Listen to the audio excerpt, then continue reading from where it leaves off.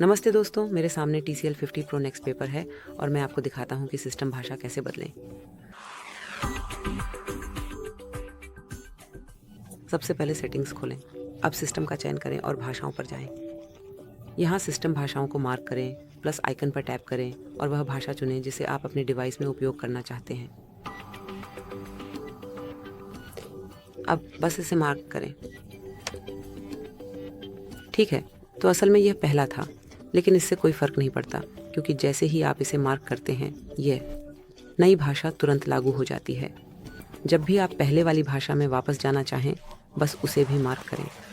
तो जैसा कि आप देख सकते हैं, भाषा बदलना आपके डिवाइस पर काफ़ी तेज़ और आसान प्रक्रिया है।